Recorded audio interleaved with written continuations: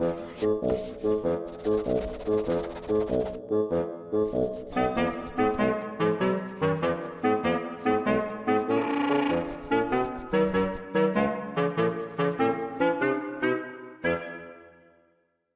start from the previous class.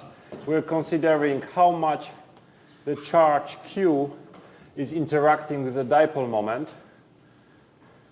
that is located at some large distance.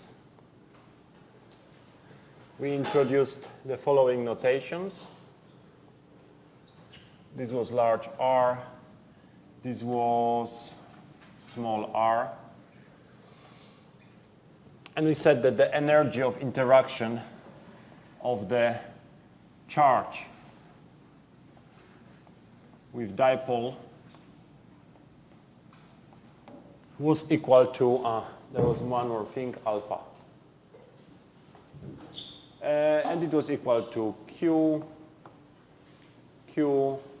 by R, Q plus Q times minus Q R, Q minus Q. And now we have to calculate these distances. They were calculated last time, but just for remaining, the distance between charge Q and small charge Q was given as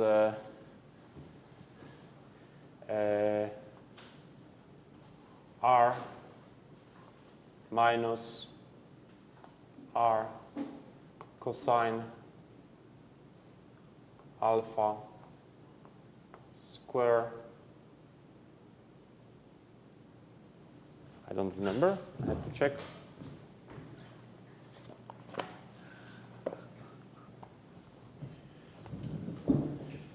And R2 plus R over 2 sine alpha square. This one can be simplified. And after simplification, what you get is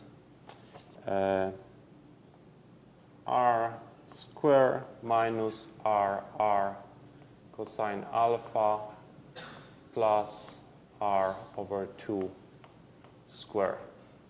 This one we can still simplify. You can take R out and you get here 1 minus R divided by R cosine alpha plus R over 2R square. Okay, similarly, the distance between the big charge and the negative charge will be equal, you can do all the same calculations, would be 1 plus R over R cosine alpha plus R over 2R square. So very similar equation, except that here is plus and here is minus. Okay, let's go further. We plug these two results in this formula, and what we are getting Q divided by this R1 minus R cosine alpha plus R by 2R square minus Q R, the same story but with plus.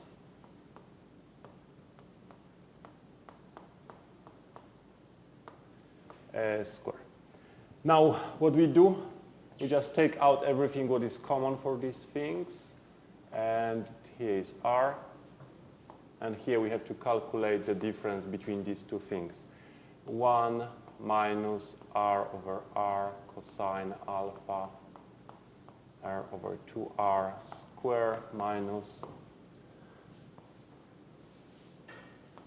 1 minus plus R cosine alpha 2R square. How to calculate this? This is a difference between two numbers. Now, this number, when R is really big, when this is big comparing to this, and this is usually the case, This one is almost close to 0, and this one is even closer to 0. So you see that this is the first correction to 1. Square root of 1 is almost 1. We have 1 divided by 1. So this one gives almost 1. Minus almost 1. So this everything gives almost 0. Now we should kind of calculate how close to 0 it is. So what we do Taylor expansion of both things.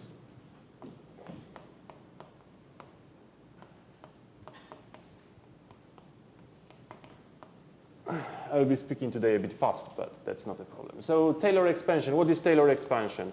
Function, any function, can be expanded around the point x, well, around the points A, let's say. Yes, x0. So saying in other words, I know the value of function in this point. This is the point x0. But now I want to calculate the value of the function in this point, which is x0 plus x. The function is complicated like this. So I want to find in a nice, easy way. So Taylor expansion says that you can say that this is equal to f at the point x0 plus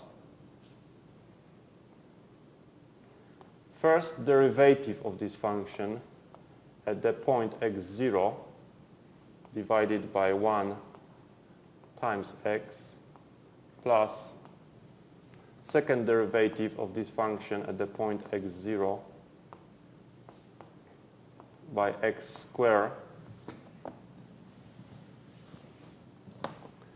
plus third derivative of this function at the point x0 by 3x to the triple plus infinite.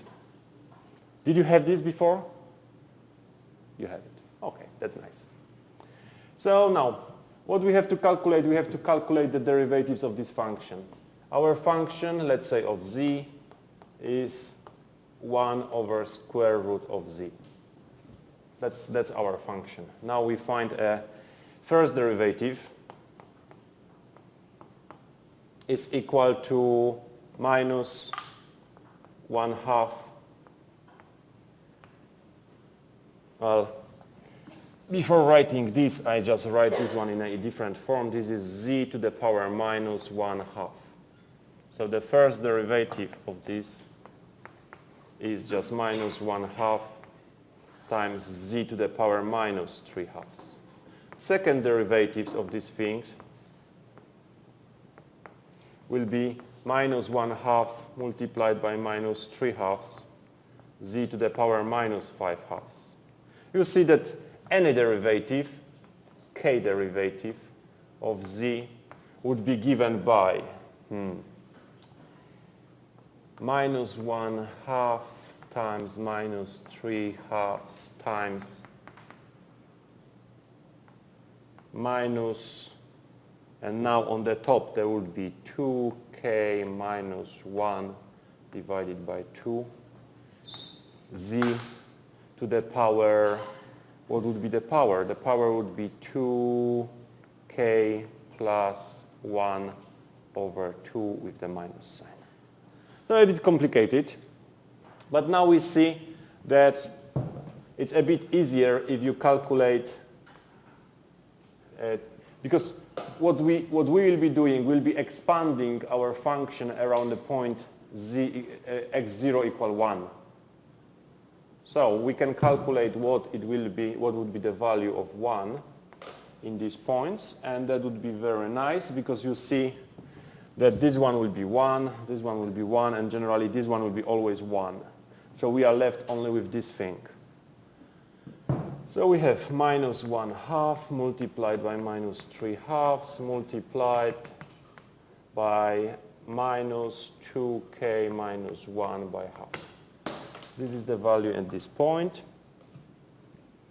Now we have to calculate what are the Taylor expansion of really this series.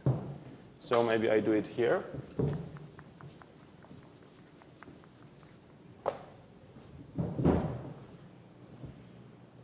If Again, this is really simple elementary mathematics, just a bit ugly. But so I have 1 over 1 minus r over r cosine alpha plus r over 2r square is equal. First term is function calculated at x0. x0, yes, I should also say what is x0 and what is x. In my case, this one is x0, and this part is x. Okay, so function at x0 is just 1 divided by square root of 1, which is just 1. That's, I calculated the first term. Now I go to the second term. First derivative is minus 1/2. So minus 1/2 multiplied by 1 factorial, which is 1, I ignore it, multiplied by x.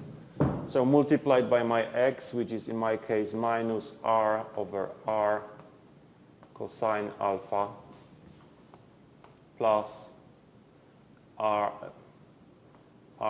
over 2r square. Good, that's the second term of the expansion. Now the third term of the expansion. Second derivative. Second derivative will be 1/2, 3/2 multiplied 3 over 4 minus times minus gives me plus 3 over 4. Now I have here 2 factorial. 2 factorial is 2. So times 2 in the denominator. I can calculate it immediately, getting 8. So I calculated as so far this part. Now x square. X square is this part square. So maybe I can immediately calculate this square, which is r square by r square cosine square alpha. With, of course, plus sign. Minus. Now the cross term, that would be r to the power 3 by r to the power 3. Now one of the halves cancels with the cross terms 2, so 2 will be left. And here is cosine alpha.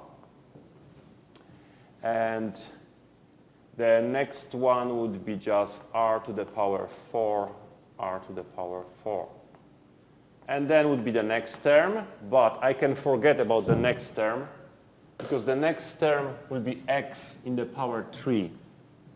If this thing is small, and it is small in my case, this thing to the power 3 will become very, very tiny.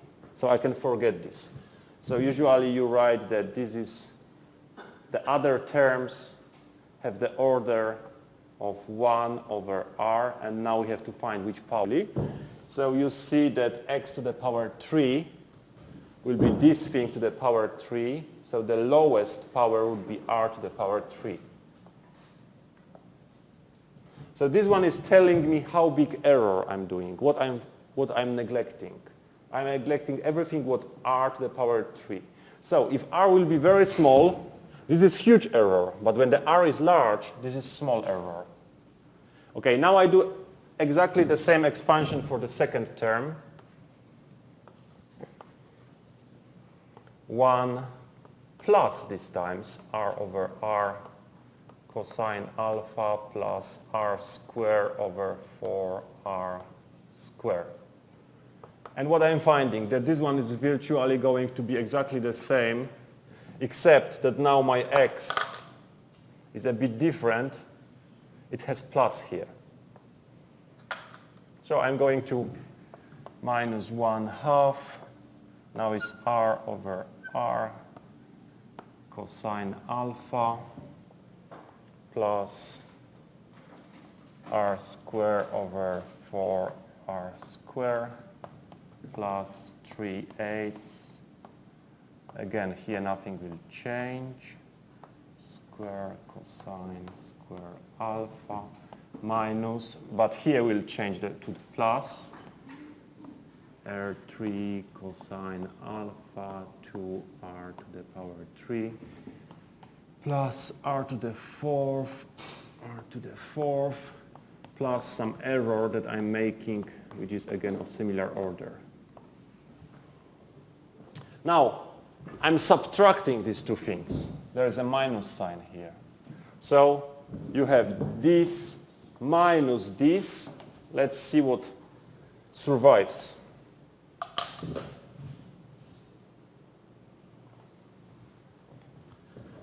1 minus 1 will be cancelled. 1 is gone. Now, minus,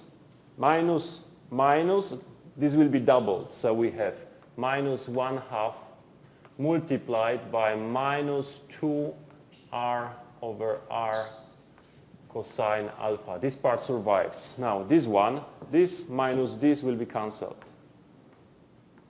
This is exactly the same in both of them. Coming here, this part and this part is the same, will be cancelled. This part and this part is the same, will be cancelled. This one will add. So we have minus 1/2 plus 3/2. And here would be minus r3 cosine alpha 2r to the power 3 plus some error of the order 1 over r3. Good. Now, this one is 1 over r. This one is 1 over r3, 1 over r3. These two are going to be small comparing this one. So this one is almost equal to minus 1/2 times minus 2r over r cosine alpha for large r. Okay. Now I'm plugging this one. You see that minus 1/2 and 2 will cancel. So everything what is left is r cosine r. So this equation comes finally to the very simple form. I should say this is almost equal. This is not perfectly equal, but this is almost equal. Over r multiplied by r over r times cosine alpha. So I can make here some multiplication. First, I see that Q times R is a dipole moment. So I'm finding here Q times the dipole moment. Since the dipole moment is a vector, I have to put the norm of the vector here, divided by R squared times the cosine alpha.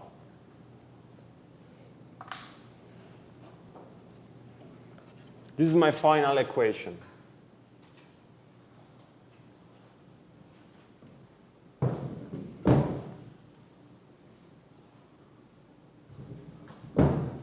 Energy of interaction between a charge and a dipole is equal to this. Is a charge multiplied by the size of the dipole divided by the square of the distance between them multiplied by cosine alpha.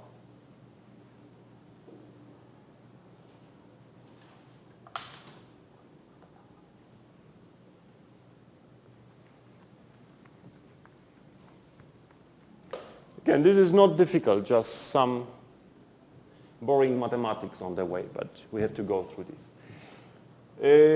Good. Let's analyze this one. For the alpha equal 0, we are going to have energy is going to be equal to Q times the norm of the dipole divided by R squared. It's going to be positive. And this is repulsive energy. Well, which makes sense. If this is positive charge, and the charge will be like that, then we are going really to have repulsion of the plus and plus. You see that on the opposite angle for alpha equal pi, the minus will be closer, and we see that alpha equal pi, energy is going to be equal to minus Q mu r square, and this is going to be smaller 0. Attractive. What happens if the alpha is equal pi half? Nothing happens, just the energy is equal 0 exactly, because interaction from the plus and minus will be exactly cancelled. For alpha equal pi half, the energy is going to be equal 0. So from this one, first observation, the energy of interaction depends on the orientation of the dipole. And very much, can be repulsive, can be negative, can be attractive, or can be 0.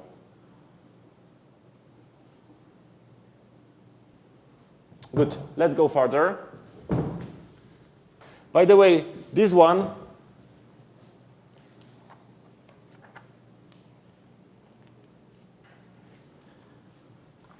is the equation number 2 on page 163 of your book. Page 179 in the new book.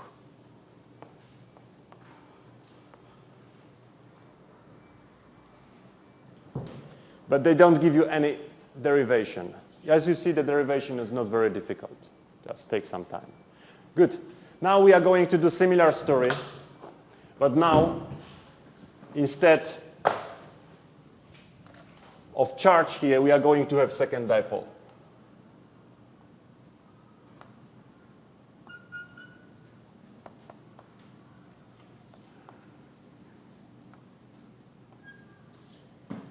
Now you see that this really depends on two angles, alpha and beta, and depending how the alpha and beta are oriented together, you can get different value of the potential energy. So we can follow exactly the same path and find a function like this. That would be a function of the distance between dipoles and the angles alpha and beta. But instead of doing this, we are just going to solve the simplest case. And the simplest case is when the center are distanced by r, and one of the dipoles is oriented like that, and second of the dipoles is oriented like that. We have here plus q minus q plus q minus q. I probably don't have to convince anybody that this is the highest attractive energy, so lowest negative energy between them. You see, if this one is rotated like that, then the minus and minus will be close. Now the plus and minus are close.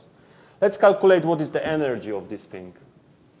So energy of this thing again would be equal to interaction of charges between themselves. So q with q, and these are distance by r, plus minus q minus q, and these are distance by r, plus q interacting with minus q, and these are distance by r minus r, plus minus q interacting with q, and this is distance r plus r.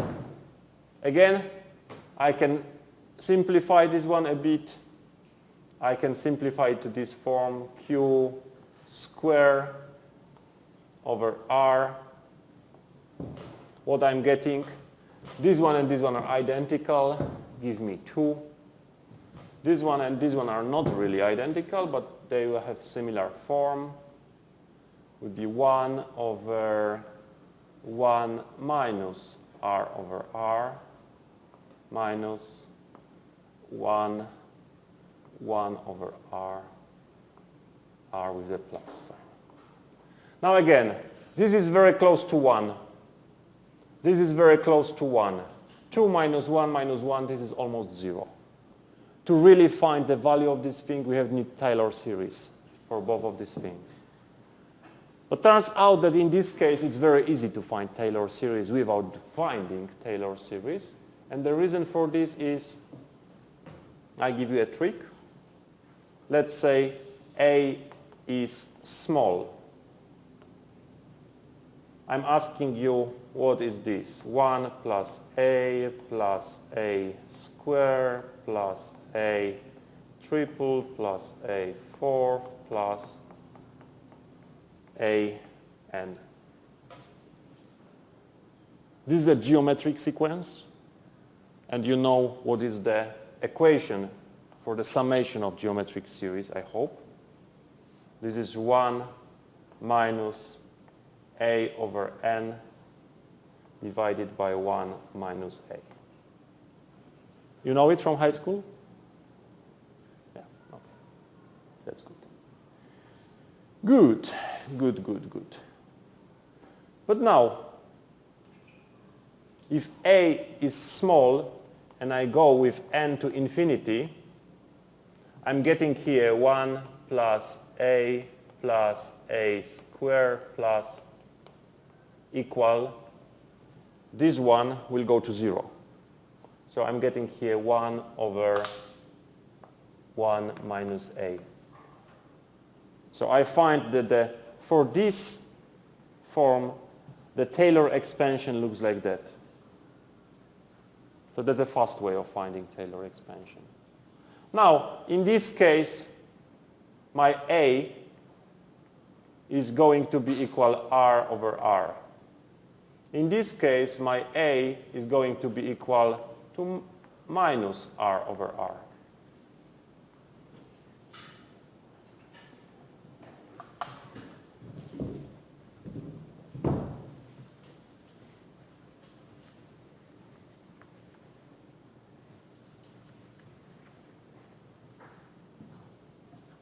So we are going to find this expansion. We have q square divided by r, 2 minus, and now instead of using this, we put the infinite series. So we have minus 1 plus r over r plus r square over r square plus r cube plus infinite series. Minus 1 minus r over r plus r square over r square minus r cube plus, again, infinite series.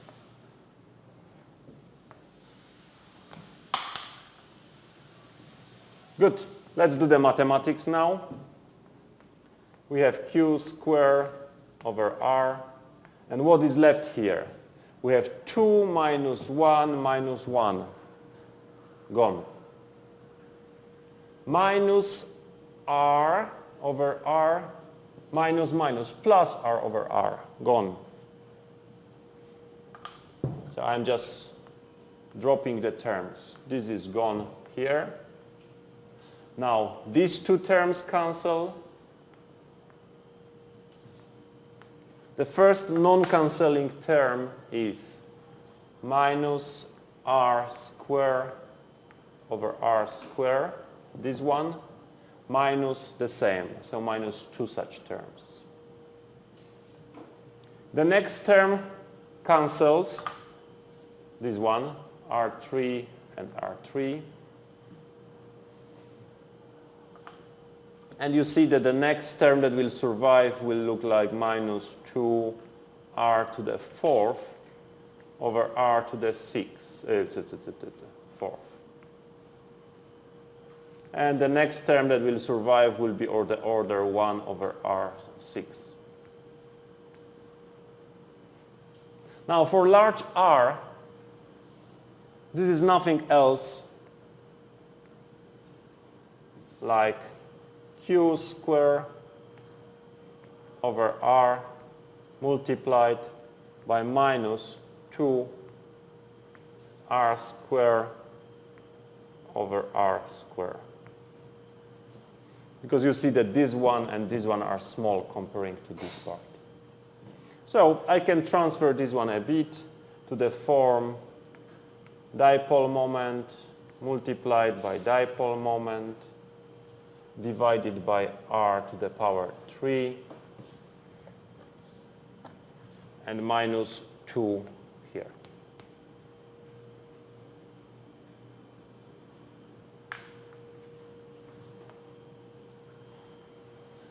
And this is the energy of interaction between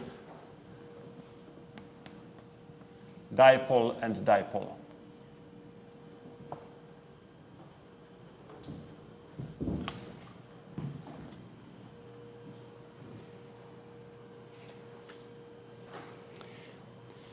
And that would be formula number 3 on the page 164 or page 180 in the new book.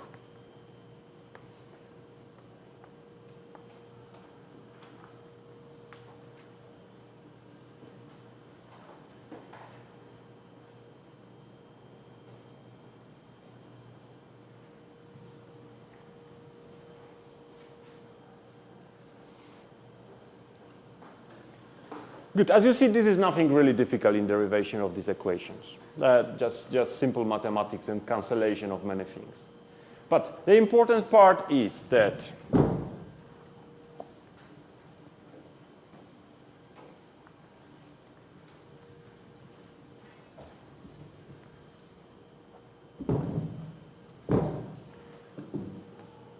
ion-ion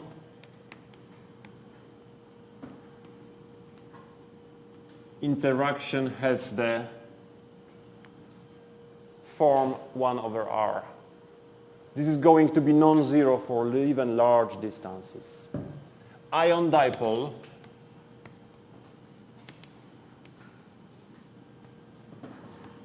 is going to be proportional to 1 over r squared. This one will be dying much faster. So if you change the distance 10 times, this one will going to be 10 times smaller, but this one is going to be 100 times smaller. The dipole-dipole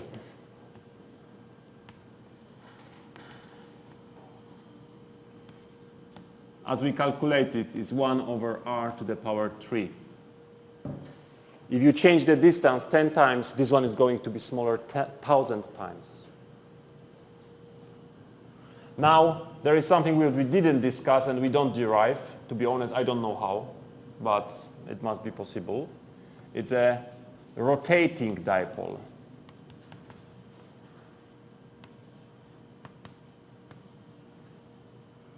With dipole. Well, imagine this is liquid. In the liquid, 2 water molecules are like that. With the dipole in the same direction, maybe they vibrate like that a bit, but still the dipoles are connected like that. But in the gas phase, one of the gas molecules is all the time rotating, and the other one is too rotating. If you can see the situation from the center of mass of the one molecule having a dipole, you can see that the other one is rotating.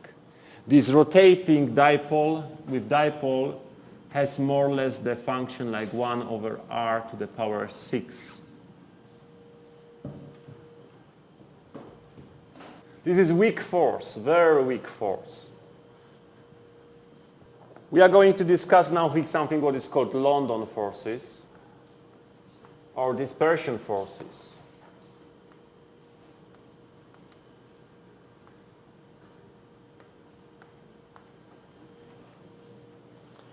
Turns out that when we have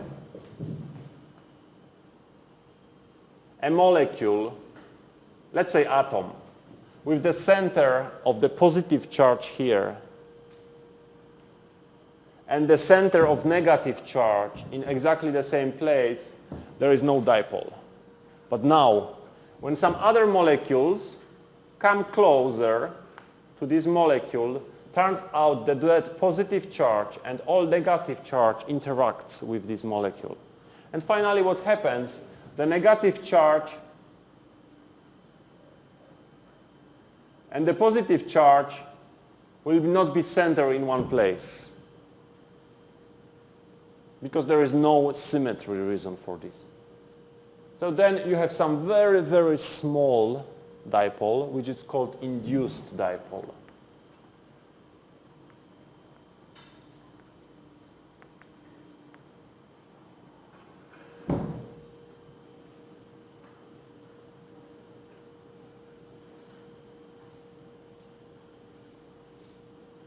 Now, again, this molecule can have dipole, but doesn't have to have dipole.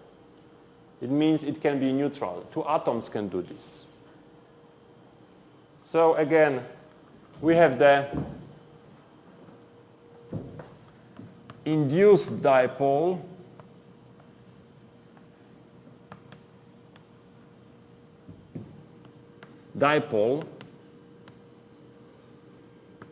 and again changing like 1 over R6. And we have the last situation, induced dipole with induced dipole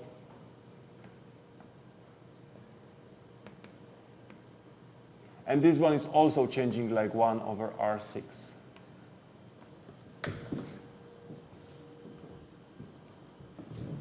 What is the important information? If in some solution there will be ions, you can forget these interactions. They are much smaller. This is the main interaction keeping together the solution. And this ionic type of liquid is going to have very high boiling temperature because of the strong forces keeping the ions together. If you have ion dipole, this is still very strong. Dipole is already weaker, but if you have a solution with dipoles, it's going to have relatively high boiling point. When you don't have dipoles, like in this case, the boiling point is usually to be very low. And for example, helium, liquid, very low boiling point, and so on and so on. We are going to speak about the energy of this different type of interaction a bit later when we just watch the pictures from chapter number 5.